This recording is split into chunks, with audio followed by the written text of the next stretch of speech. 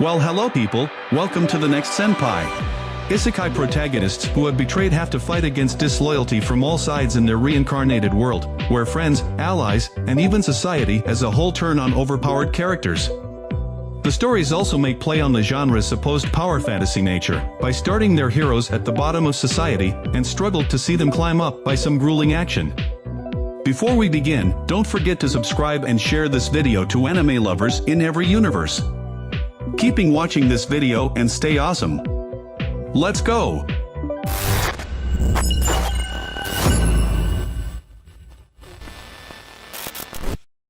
High-rise invasion. When Yuri Hanju discovers herself hunted by mysterious figures wearing masks, she becomes entirely uncontrolled in her dread, distress, and confusion. Calling out of these events can be a sign of a psychopathic murderer. She had two options to take away: stay struggling, and push back the mysterious masked figures, or jump to her death due to desperation. Yuri rushes to the roof in a desperate effort to find a way out, but what she discovers is a mysterious strange world, surrounded by skyscraper buildings where every door is curiously locked.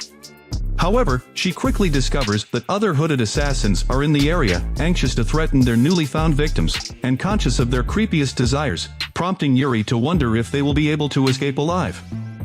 She considers her pseudonym's meaning and understands she cannot survive as bound by her logic. When Yuri activated the faceless mask, something unexpected happened. Although it is never explained, Yuri might also activate her natural ability. She became a god candidate, giving her access to powers like self-enhancement and mask manipulation. Sony Boy. 36 students and their school building are suddenly carried away into a void-like dimension called Drift. When supernatural powers awaken some of them, a sense of detachment begins to divide the group. Even though elite student tries to maintain order, the students with extraordinary powers rebel against their systematic supervision. With all the desperation due to this phenomenon, the students split into several groups. Some students have the power to do whatever they want, some try to find their way back to the original world, and some try to take control of everyone and pretend to be the leader. Nagara is disenchanted with his circumstances and feels like surrendering in many situations. He also finds trouble communicating with other people too. A big difference from him, Nozomi is always optimistic about finding a way out of that mysterious universe. Nozomi had a power called Compass, which he believes can make him detect a way out to the original world. Meanwhile, Nagara can warp himself and others to a previously changed dimension to another world. Nagara was obligated for this tragedy and why he sent everyone to this mystery world after knowing of his superpowers. He actually can't control his power, it's only warping them that creates another dimension randomly. However, the many conflicts and lack of trust among students make them face many problems in survival. The world's finest assassin gets reincarnated in another world. The most dangerous assassin in history had committed lifelong commitment and dedication to the group that had brought him up. But regardless of his commitment, that same group acts to humiliate him, which ultimately results in his death by the hijack of the plane. He finds himself in front of a goddess fascinated by his extraordinary abilities, drowning in frustration and regrets he can no longer pretend. The goddess gives him the chance to reincarnate into a marvelous world of magic and swords to complete a vital task, eighth hero of that world before the latter defected and destroyed the world. His other abilities also cultivate, which permits him to make new friends and allies. Nonetheless, Lug is conscious that his efforts are considerably short of what is needed to exterminate such a formidable opponent as the hero simultaneously. The world of otome games, trapped in dating sims. It's debatable if what occurs in Trapped in a Dating Sim represents a legitimate betrayal. However, numerous characters in the series break the law and manipulate events to their advantage, known as Taskmaster.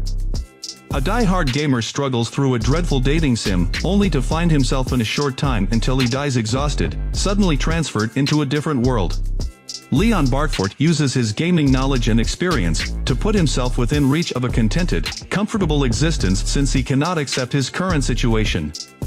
However, strange events diverge from the game's previously predicted pattern. Things weren't planned as well. This mob mentality is proving not entirely suitable anymore, and Leon clinging to his long-gone mob role only serves to hinder his decision-making different process.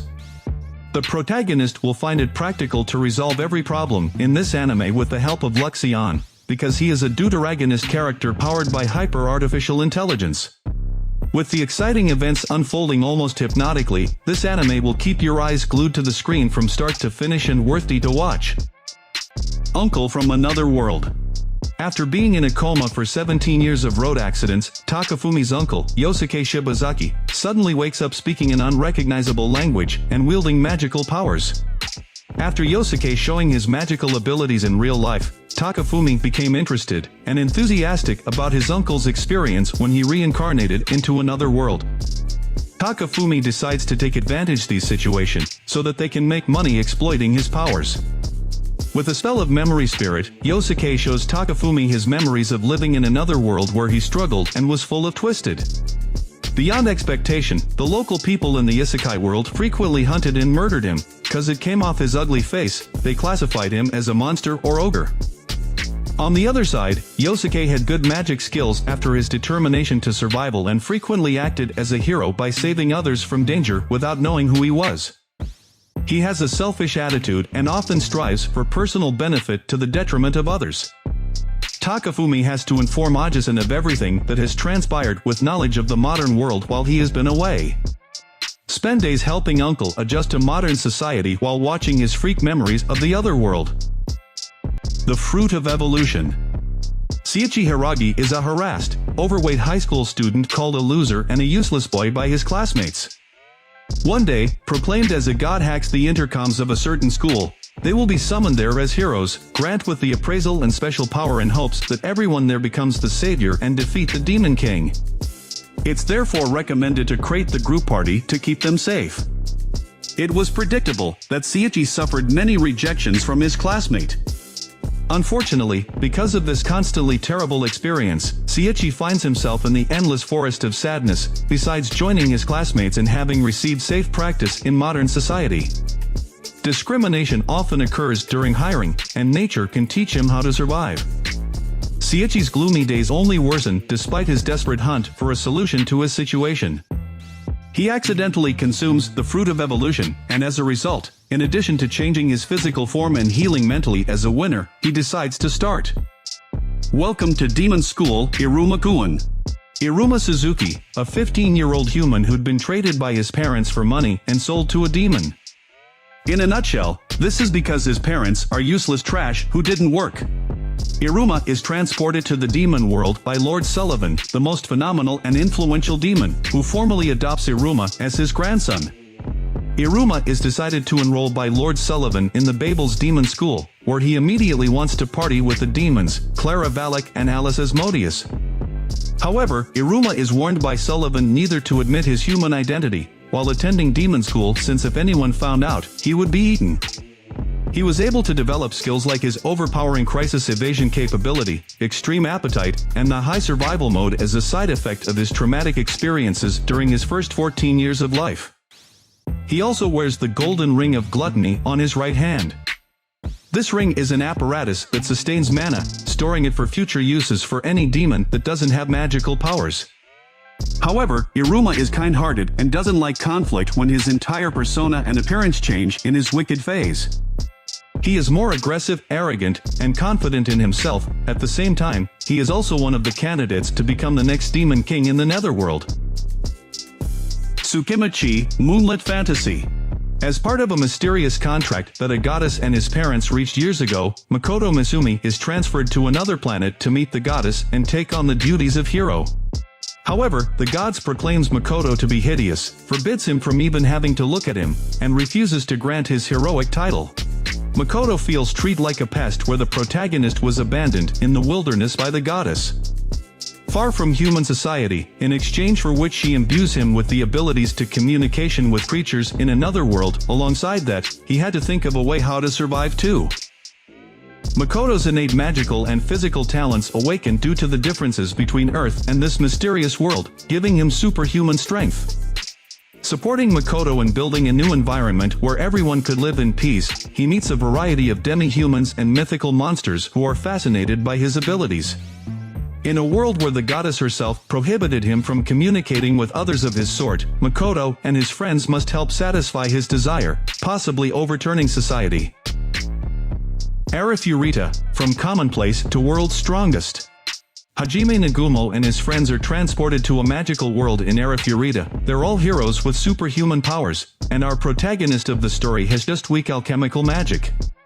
During a dungeon raid, he's betrayed by a student and falls to the bottom. He pledges to get stronger and to get revenge.